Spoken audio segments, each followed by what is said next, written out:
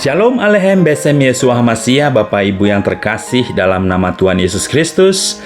Bertemu kembali dengan saya, Pastor Juniarson Ginting. Malam ini dalam renungan malam, saya akan berbagi firman Tuhan yang luar biasa. Dan saya sangat bersuka cita pada malam ini. Semuanya karena kasih karunia Tuhan. Bapak Ibu, kita akan baca firman Tuhan dari Amsal 11 ayat 1 sampai yang ke-8. Neraca serong adalah kekejian bagi Tuhan, tetapi Ia berkenan akan batu timbangan yang tepat. Jikalau keangkuhan tiba juga cemooh, tetapi hikmat ada pada orang yang rendah hati. Orang yang jujur dipimpin oleh ketulusannya, tetapi pengkhianat dirusak oleh kecurangannya. Pada hari kemurkaan harta tidak berguna, tetapi kebenaran melepaskan orang dari maut. Jalan orang saleh diratakan oleh kebenarannya, tetapi orang fasik jatuh karena kefasikannya. Orang yang jujur dilepaskan oleh kebenarannya, tetapi pengkhianat tertangkap oleh hawa nafsunya. Pengharapan orang fasik gagal pada kematiannya, dan harapan orang jahat menjadi sia-sia. Orang benar diselamatkan dari kesukaran, lalu orang fasik menggantikannya. Luar biasa firman Tuhan yang kita baca malam ini, Bapak Ibu, saudara-saudari terkasih dalam nama Tuhan Yesus Kristus. Maka malam ini saya ambil topik renungan kita adalah 6 keuntungan orang yang rendah hati. Bapak Ibu, tentu kita semua senang melihat orang yang rendah hati ya, dan kita tidak suka melihat orang yang sombong. Nah, kita mau belajar apa arti rendah hati. Kata rendah hati atau humility memiliki arti tidak sombong atau tidak angkuh ya. Nah, atau kalau dalam arti bahasa Inggris itu freedom from pride or arrogance, artinya bebas dari kebanggaan atau arogansi, kesombongan ya. Nah, jadi orang yang rendah hati disenangi oleh orang lain, dan tentunya orang yang rendah hati juga disenangi oleh Tuhan. Nah, kalau kita tahu bahwa kerendahan hati ini membawa kesenangan baik kepada manusia terlebih kepada Tuhan, tentu kita sebagai orang benar yang mengerti kebenaran ini, ya kita harus belajar untuk rendah hati. Nah, hari ini kita mau belajar apa keuntungan dari orang yang rendah hati. Nah, pasti ada. Kalau orang yang rendah hati itu disenangi, pasti akibat-akibatnya akan mengikuti. Nah, oleh karenanya kita mau belajar 6 keuntungan orang yang rendah hati. Yang pertama dikatakan diberi hikmat. Tadi di firman Tuhan di Amsal 11 tadi yang kita baca, ayat kedua dikatakan begini. Jikalau keangkuhan tiba juga cemooh, tetapi hikmat ada pada orang yang rendah hati. Jadi orang yang rendah hati itu diberi hikmat oleh Tuhan. Nah, hikmat ini atau wisdom ini luar biasa Bapak Ibu. Ya, Raja Salomo ketika dia diminta Tuhan, apa yang engkau akan minta kepadaku untuk bisa memimpin bangsa ini?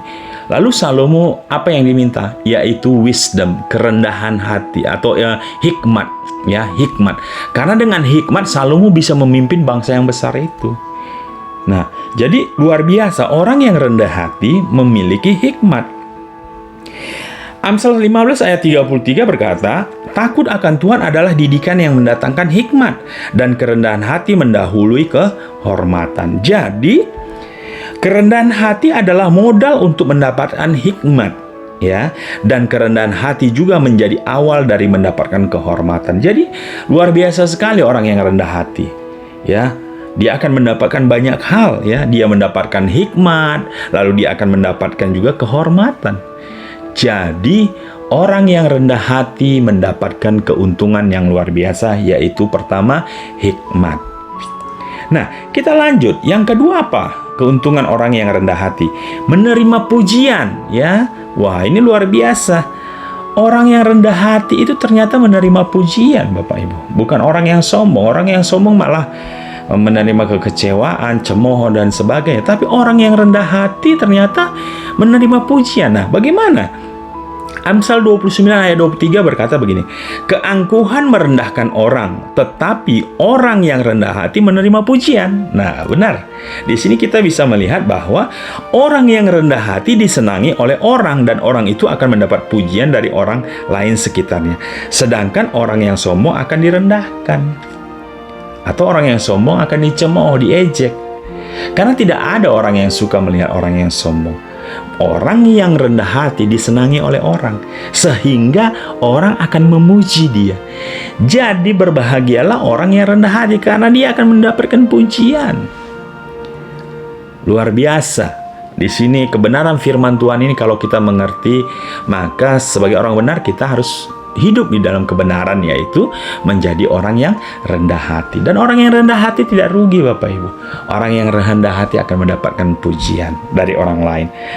Ya. Nah, yang ketiga apa keuntungannya? Dikatakan bahwa makan dan kenyang. Wah, luar biasa nih. Bagaimana orang yang rendah hati bisa makan dan kenyang? Dalam Mazmur 22 ayat 27 dikatakan orang yang rendah hati akan makan dan kenyang. Orang yang mencari Tuhan akan memuji-muji Dia. Biarlah hatimu hidup untuk selamanya. Jadi ternyata orang yang rendah hati itu tidak akan kelaparan ternyata. Kenapa? Tadi dikatakan pengertian orang rendah hati itu kan tidak sombong, ya, tidak arogan, tidak angkuh.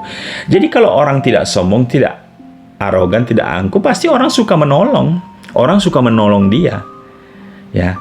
Karena rendah hati ini berbicara tentang humble, tentang hamba, tentang melayani. Tentu ketika kita melayani, orang pasti suka dilayani. Nah, ketika orang mendapatkan pelayanan yang terbaik, orang disenangkan, pasti orang dengan ringan tangan memberi, Bapak Ibu. Memberi dan membantu kita, orang yang rendah hati.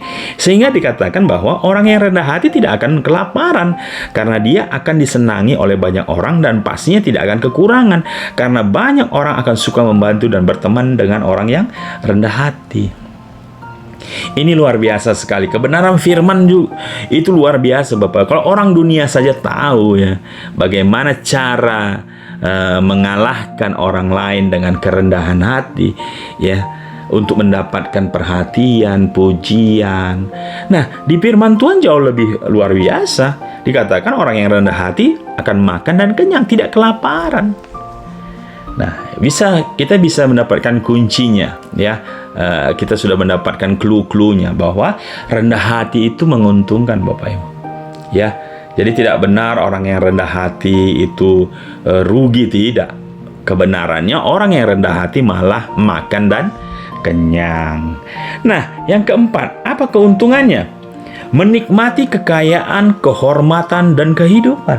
Bapak Ibu, bukankah ini yang dicari oleh orang di dunia? Ya, orang mencari kekayaan, ya, orang mencari kehormatan, ya, orang juga mencari kehidupan. Ini dicari oleh orang dunia, Bapak Ibu. Tetapi kebenaran firman Tuhan, orang yang mengerti firman Tuhan, orang-orang yang menjadi anak-anak Tuhan, seharusnya mendapatkan ini lebih dahulu. Karena kebenaran firman Tuhan mengajarkan orang yang rendah hati menikmati kekayaan, kehormatan, dan kehidupan. Luar biasa renungan malam kita kali ini. Ya, di dalam Amsal 22 ayat 4 dikatakan, ganjaran kerendahan hati dan takut akan Tuhan adalah kekayaan, kehormatan, dan kehidupan. Jadi jelas bahwa orang yang rendah hati, yang takut akan Tuhan, itu akan menerima ganjaran, menerima upah, menerima reward berupa kekayaan, kehormatan, dan kehidupan yang dicari oleh orang, Bapak Ibu. Di sini luar biasa sekali. Ternyata kerendahan hati itu punya dampak yang luar biasa bagi kehidupan manusia di bumi ini. Ya, kalau kita mengerti ini, tentu kita pengen dan mau menjalankannya. Walaupun kita tahu bahwa kerendahan hati itu kita harus mengorbankan ego kita, kesombongan kita. Kita harus tanggalkan itu semua. Tapi kalau kita tahu bahwa firman Tuhan pasti benar, ya kita pasti akan melakukannya. Orang yang rendah hati akan memiliki kekayaan, kehormatan, dan kehidupan. Orang yang rendah hati merupakan syarat-syarat dalam mendapatkan kekayaan, kehormatan, dan kehidupan. Karena tidak ada orang yang membenci orang yang rendah hati, Bapak Ibu. Orang yang rendah hati pasti disayang, dilindungi oleh orang. Maka dia pasti akan mendapatkan kehidupan. Ya. Di sini luar biasanya Tuhan membukakan, menyingkapkan hal-hal yang dengan pikiran kita, ego kita tidak mungkin mendapatkannya.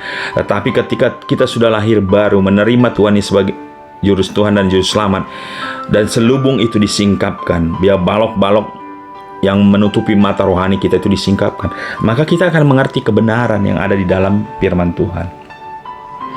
Nah, yang kelima, dikatakan mewarisi negeri dan bergembira karena kesejahteraan yang melimpah. Bukankah ini juga yang dicari manusia di bumi ini, Bapak Ibu? Tapi firman Tuhan mengatakan untuk mendapatkan ini engkau harus rendah hati. Ya. Dalam Mazmur 37 ayat 11 dikatakan, tetapi orang-orang yang rendah hati akan mewarisi negeri dan bergembira karena kesejahteraan yang berlimpah-limpah. Luar biasa. Orang yang rendah hati akan bergembira. Kenapa dia bergembira? Karena akan sejahtera dan mewarisi negeri di mana dia ditempatkan oleh Allah Tuhan. Dan kesejahteraan berlimpah-limpah akan menjadi miliknya. Karena dia adalah ahli waris, mewarisi negeri. Mewarisi tempat di mana kita dipercayakan oleh Tuhan tinggal. Ini luar biasa. Itulah keuntungan orang yang memiliki kerendahan hati. Dia akan mewarisi negeri, Bapak Ibu. Ya, dia bergembira, hidupnya bergembira. Karena Tuhan, bukan karena yang lain. Nah, yang terakhir, dikatakan apa? Diberi mahkota keselamatan. Ini juga yang dicari oleh manusia di bumi ini, Bapak Ibu. Ya, keselamatan. Dalam Mazmur 149 ayat 4 dikatakan, sebab Tuhan berkenan kepada umatnya. Tuhan itu berkenan, Tuhan itu suka kepada umatnya. Yang bagaimana? Ia memahkotai orang yang rendah hati dengan keselamatan. Jadi orang yang rendah hati, Tuhan senang, berkenan. Dan Tuhan akan memberi ganjaran, yaitu memahkotai dengan keselamatan. Yang pasti yang benar, pertama kita keselamatan dalam roh kita, ya. Roh kita diselamatkan pasti, memiliki hidup yang kekal. Tapi selagi kita hidup, kita juga diberi keselamatan. Jiwa dan tubuh kita dilindungi oleh Tuhan. Dan terlebih kita dimahkotai dengan keselamatan yang pada akhirnya ketika ada kedatangan Tuhan Yesus kali kedua, kita akan diselamatkan. Orang yang rendah hati akan dimahkotai dengan keselamatan oleh Tuhan. Karenanya ada suatu mahkota yang akan kita persembahkan nantinya kepada Tuhan Yesus di saat kedatangan Tuhan Yesus kali kedua. Jadi kita datang menghadap kepada Tuhan Yesus tidak dengan tangan hampa, tetapi dengan mahkota yang akan kita persembahkan. Ini luar biasa. 6 keuntungan orang yang rendah hati. Ya, dari sini kita bisa belajar bahwa orang yang rendah hati tidak rugi. Orang yang rendah hati mendapatkan banyak keuntungan. Oleh karenanya, mari kita belajar untuk memiliki sikap yang rendah hati. Kesimpulannya, Bapak Ibu, ada 6 keuntungan orang yang rendah hati. Yang pertama, dia diberi hikmat. Yang kedua, menerima pujian. Yang ketiga, akan makan dan kenyang. Ya, yang ketiga akan makan dan kenyang, tidak akan kekurangan kelaparan anak cucunya. Yang keempat, menikmati kekayaan, kehormatan dan kehidupan. Kelima, mewarisi negeri dan bergembira karena kesejahteraan yang melimpah. Dan yang terakhir, diberi mahkota keselamatan. Dan ini semua yang dirindukan dan dicari-cari oleh manusia. Tapi di dalam Tuhan, semua ini akan dipenuhi ketika orang tersebut memiliki kerendahan hati. Luar biasa renungan malam kita kali ini. Semoga kebenaran firman Tuhan yang kita dengarkan boleh menguatkan dan kita boleh hidup di dalamnya.